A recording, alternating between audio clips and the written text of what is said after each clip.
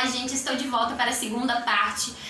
Eu pedi no vídeo anterior que vocês cortassem ali naquele momento para quem ainda não terminou de assistir os primeiros 7 episódios da 4ª temporada. Então, se você não terminou, para por aqui, mas se você já terminou e você quer confabular comigo, por favor, deixe aqui nos comentários e vamos retomar. Relação com o laboratório de Hawkins. O Vecna, até certo momento, eu não tinha percebido a relação tão íntima, tão interligada dele com o laboratório de Hawkins, e a gente acaba descobrindo num plot twist muito bem trabalhado, na minha opinião, que ele não era apenas uma pessoa interessada em ajudar a Eleven o tempo todo. Porque assim, eu até fiquei um pouco desconfiada dele, mas eu falei, gente, depois de todas as desgraças que essas crianças e os adultos de Hawkins passaram, graças a Deus que surgiu ali um anjo para ajudar aquela menina. Porque existe ali uma ponte entre passado, presente e futuro. E eu não tinha me ligado dela até mais ou menos metade da temporada, em que todos os fatos eles são correlacionados e culminam para contar a história do vilão.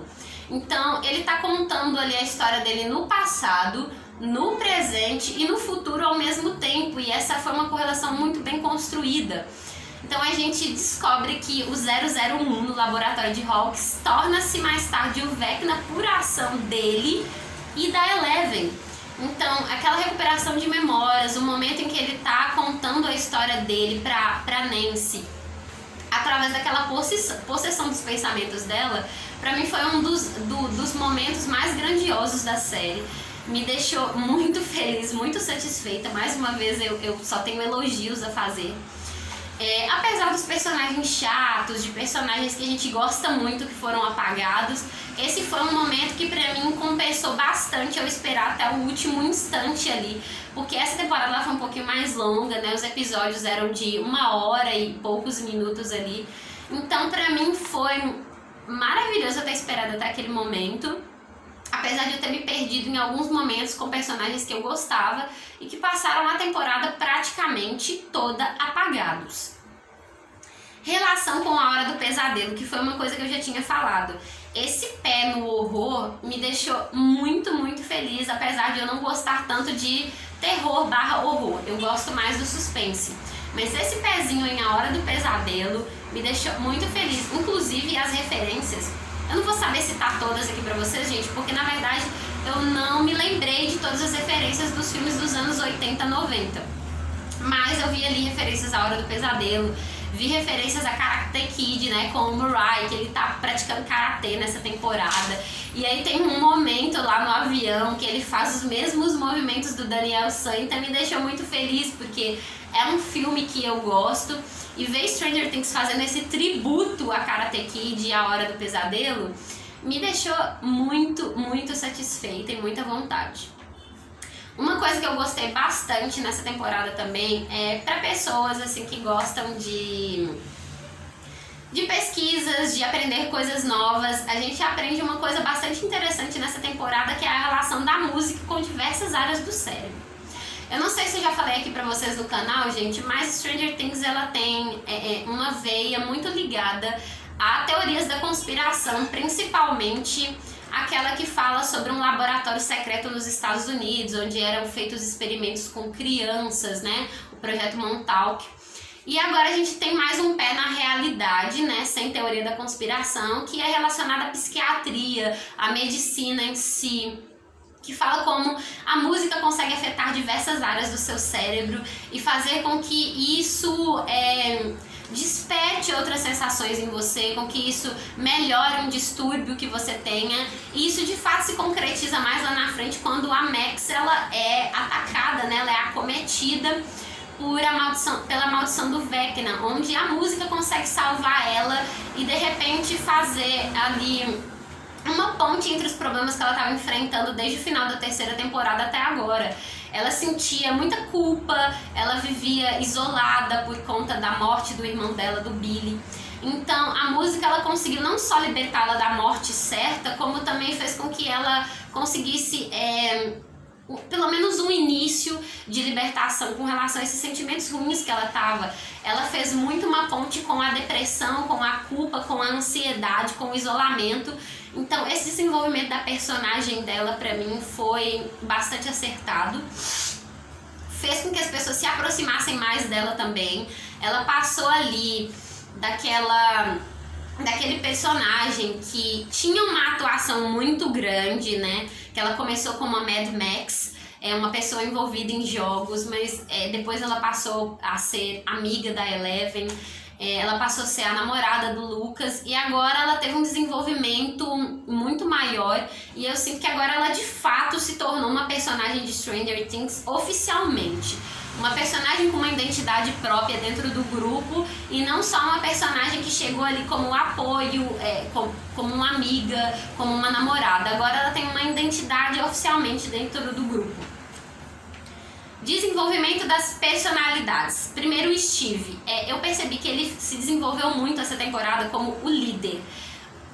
Eu não tinha sentido nele isso até agora. Eu via ele ali primeiro como o namorado da Nancy, que é o que eu falei a respeito da Max agora há pouco.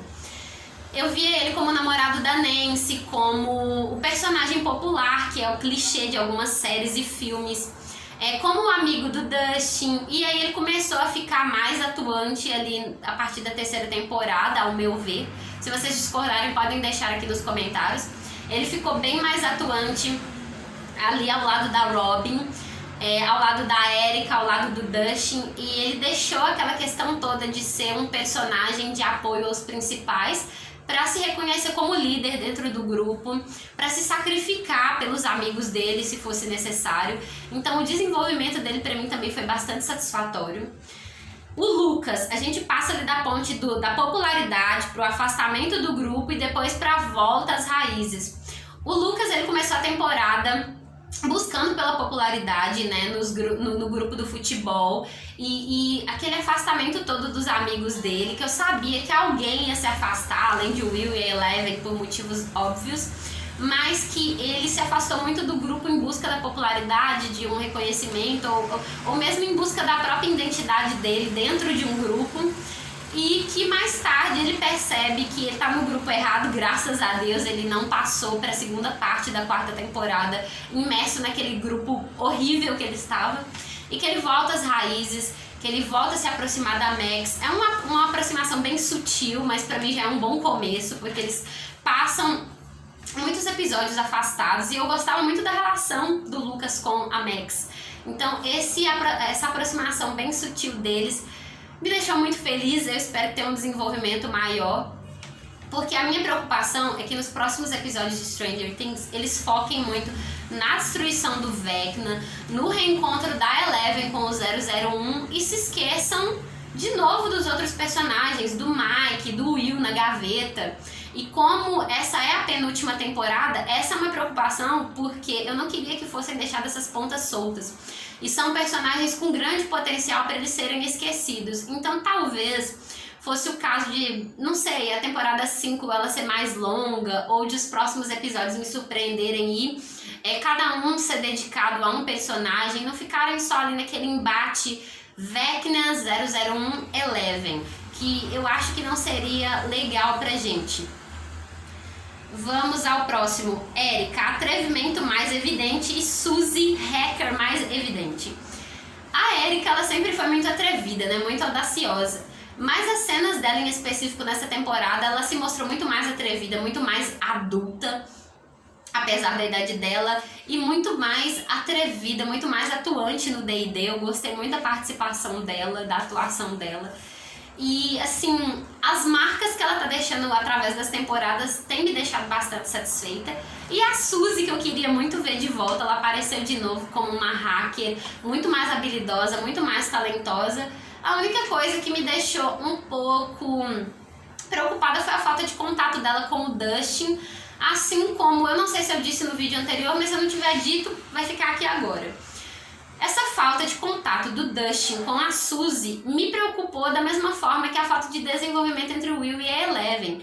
Eles são irmãos agora, são pessoas que estão vivendo na mesma casa, e apesar de eles estudarem na mesma sala, de serem pessoas tecnicamente ali próximas, eu não senti muito o desenvolvimento dos personagens, da relação deles. Então eu espero que isso possa acontecer nos próximos capítulos, porque eu gostaria muito de ver o desenvolvimento da relação entre essas duplinhas. Pistas do Hopper, Joyce e Murad. A gente já começa ali a temporada tendo pistas do paradeiro do Hopper, a gente já sabia que ele estava na Rússia, que ele estava sofrendo tortura, mas aí a gente teve um desenvolvimento mais aprofundado de como a tortura poderia acontecer. A gente vê o Demogorgon voltar, de como que ele era usado naquela época para aterrorizar a vida dos presos, da atuação da União Soviética com os seus, vamos chamar de pupilos sob tortura. Então isso também me deixou satisfeita, porque nós temos vários núcleos e nenhum núcleo consegue se perder em meio aos outros, nenhum tem menos importância do que os outros. É claro que tiveram aqueles personagens esquecidos, que são personagens que nós gostamos muito, mas me deixou muito satisfeita porque os núcleos eles acabam tendo uma correlação e todos eles foram de fato desenvolvidos, nem que seja um pouquinho. E essa questão toda envolvendo o Hopper me deixou também bem satisfeita, não tanto quanto eu gostaria, mas eu espero que tenha um desenvolvimento maior nos próximos episódios. E aquele reencontro com a Joyce, com o Murray, aquela referência ao Karate Kid que eu já citei. Eu fiquei muito feliz com o conteúdo dessa quarta temporada. Deixa eu ver se tem mais alguma coisa que eu não falei aqui, gente. Não, foram só esses tópicos. Então, para finalizar, eu gostaria muito de pedir a contribuição de vocês.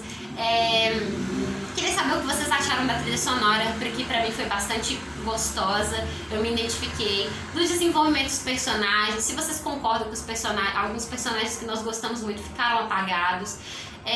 Se vocês acham que nos próximos capítulos só vai haver mais foco no embate Vecna 001 Eleven, ou se vocês acham que os outros núcleos vão se desenvolver também.